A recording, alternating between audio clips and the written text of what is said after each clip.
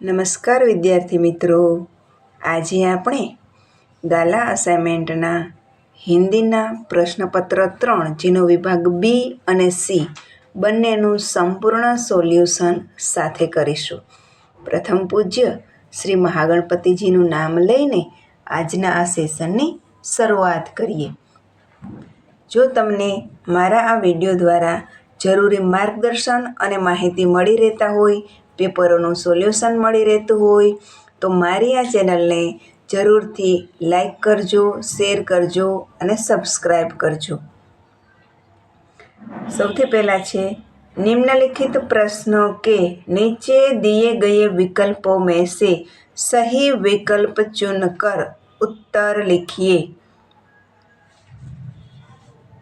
15. किनकी कृपा से मीरा ने राम रतन धन पाया है?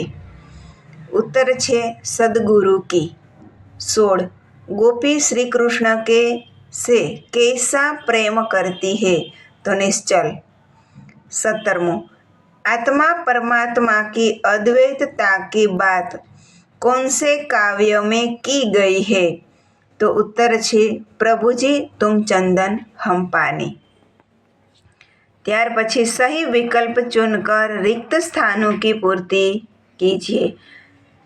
जब काव्य की रचना हुई तब भारत में 42 करोड़ जनसंख्या थी. त्यार पछी 19. संकट में प्राण बचाने के लिए सारी शक्ति लगा देनी चाहिए. त्यार पछी 20. गंगा यमुना नदियों का जल ज्योति से ग्रथित है. त्यार पछी छे सही वाक्य चुनकर वाक्य फिर से लिखिए. 21. साधु बाहर से तो क्या नम्र दिखते हैं.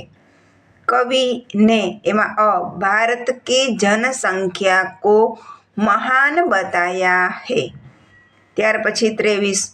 कवि को कश्मीर के तो वाक जवाब आवे चश्मे हिमानी और फूल रोमानी लगते हैं.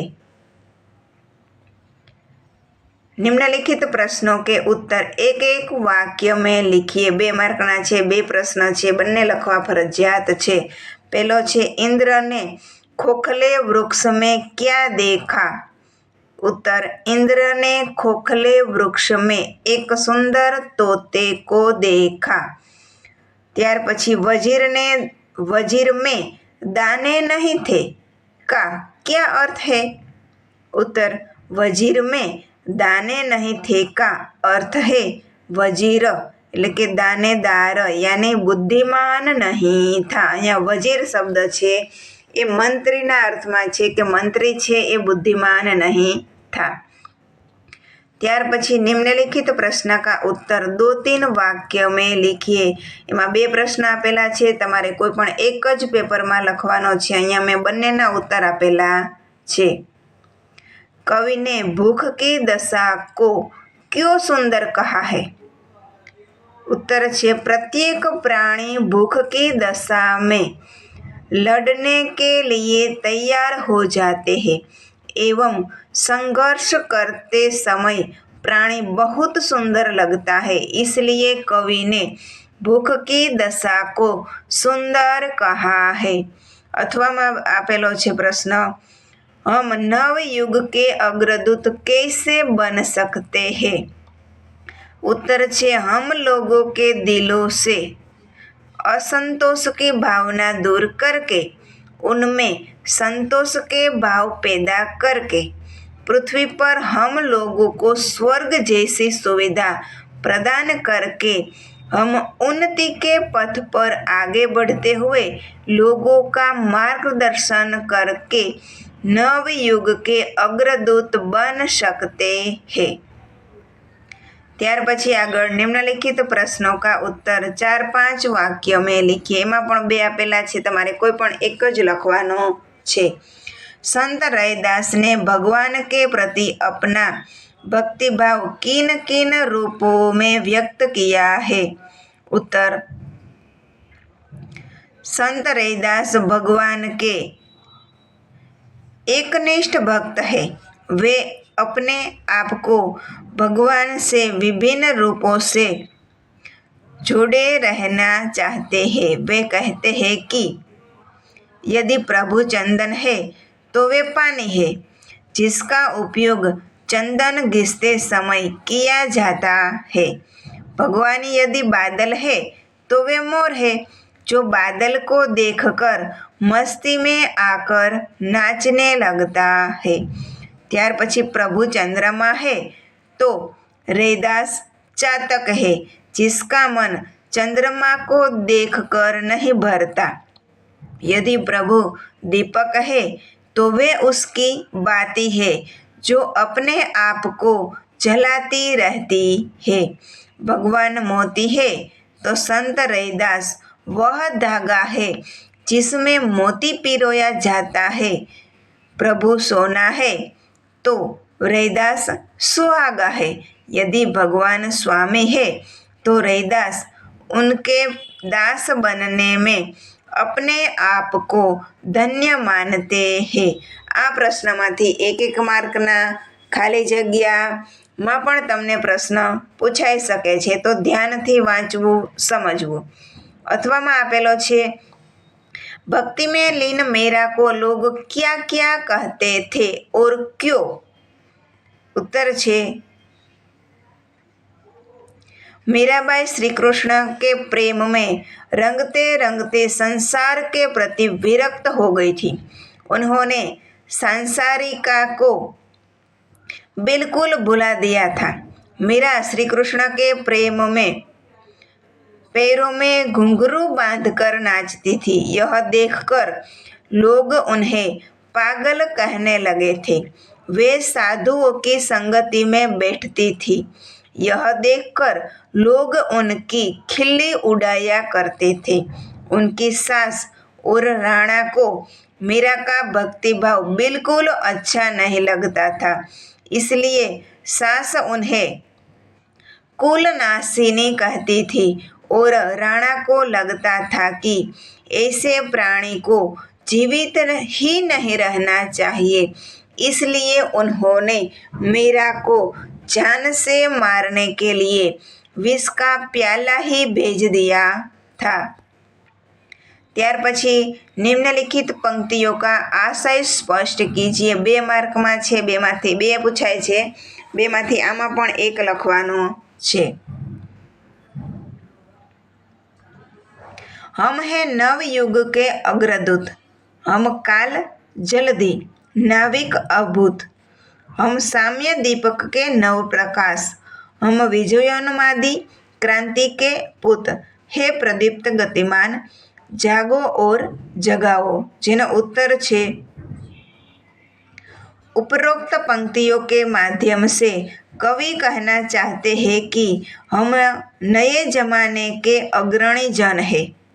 हम समय रूपी सागर के असाधारण नाविक हैं।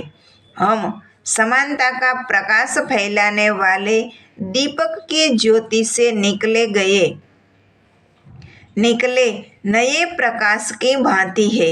हम क्रांति करने वाले ऐसे सपूत हैं जिन पर विजय प्राप्त करने की सनक सवार है।